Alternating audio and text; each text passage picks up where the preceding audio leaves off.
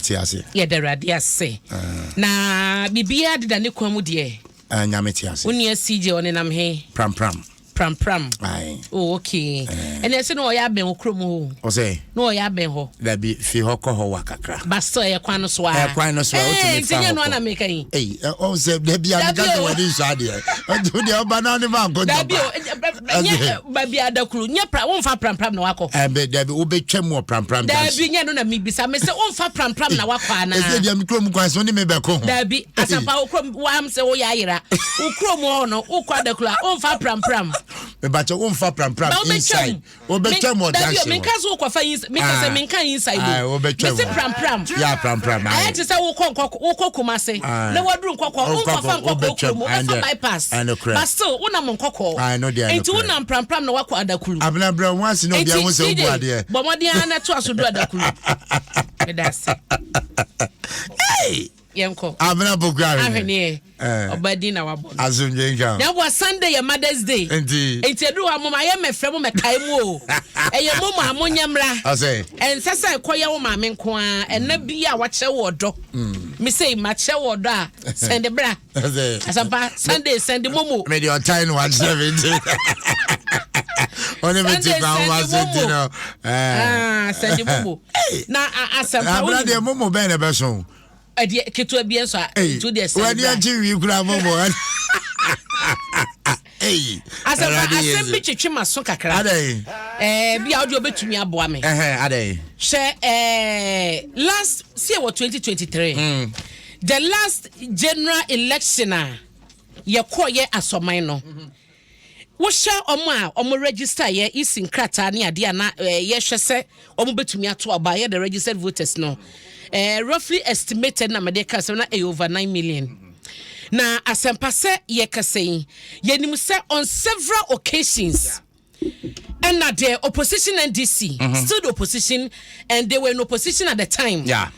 Omo raise consensus bebre na yesi na wayesi isi and wayesi and enkrata no and anya fit for purpose and any discrepancies and na say and some by before the 2020 general election o man ne kokoto aba ye wi ye krompo ne yeti de si ye say working kind and according to omo ne wo consensus omo raise omo de bi copy court a ekowi akire no e ho sem be ye dejwa no and na wa na so figure way and na wo the figure way na tuja and mu de wen pa na wo use ye and na constituency way me kai pa in the eastern region me kai yenso no de ba ye omo se during omo kinkan we ye wo constituency hono no and the figures are ebeto abonte no any figures are no ma church no enye pe me kai pass asem we wa mantemu at that time baby ana me wo ya me di medwuma e ba ya ma ye kan ho asem na nya de keto even ebra na ND samanyoko no etebra asem no e de akoda in court they included ayenso anu sensem asem pashe an internal election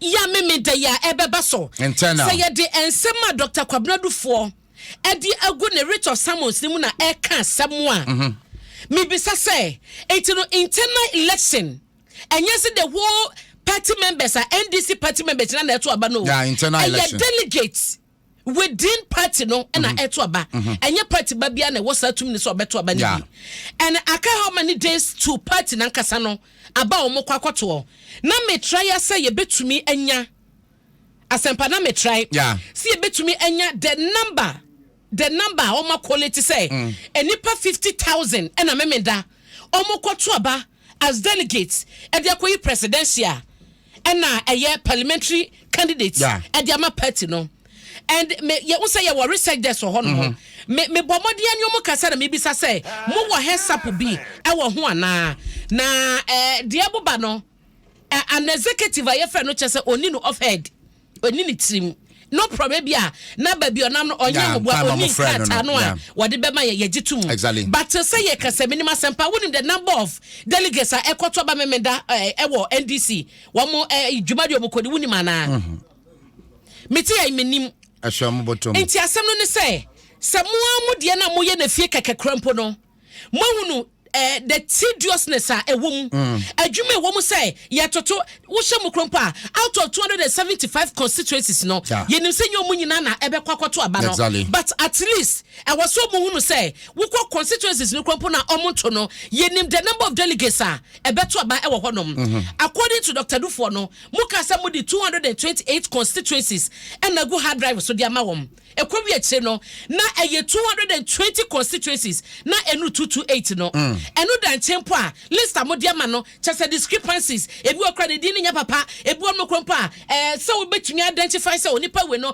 eye attach to this constituency no eni enkrata na modia banim obeka se eti heya eni ekọ 2020 by sensem ba ye endi samanyoko no beko model eye omo congress kese akoto aba ayi executives ebedi party nanim we had a former general secretary now the chairman ebeka cha ye say wo mo set up krompo mo ye ya no mo di quality results no e class ye yeah asempa etine internal election krompo no na omototo papa so no how much more an electoral commissioner adwuma wo ye the whole Ghana across etine omahu no adwuma no say ye this anaso mu nimpa na tore bia no mabuo mani agusu say ye de yenim say ye de so ye mfa kansem propaganda etino ye betu futuro na gum na obi aso ye party ba na som no de kakọ asempa ade we wote ase sen okay but I'm putting in perspective in fact they are all kind of question but also the Electoral Commission of Ghana, they have a mandate and they have no excuse when it comes to elections.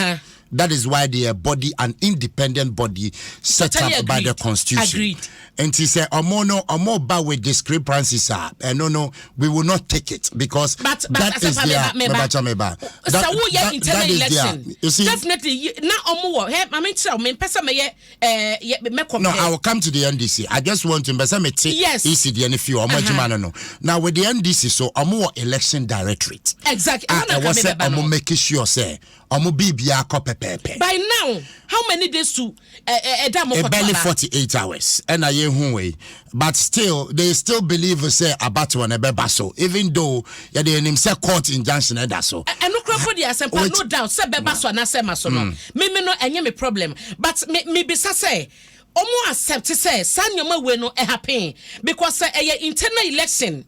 Na mo ye na nyema we to me say how many constituencies 275 we did the party no and your party baby or party kada or what NDC mu na eto abani bi it a selected few and ekwa to saba no na want to me anya sa homework we amana bedroom pempen so say a whole presidential candidate flag bearer hofu a wono hwe say obetumi atu ediama no na obetabri party di omko gina ba bi say ya ehine kokko gina ede ne ka de fa party ne ho but homework na kasa krampo no omutumi nyeye ade ba koso e wose ye hunu say udi kan quarter na nchese wadi bim entino yen chema court process no said ebe kono well it's exactly 8 a.m. ebusia was here cross over Samre na fe ya join CJ e wo pram the People's Forum ya de bro.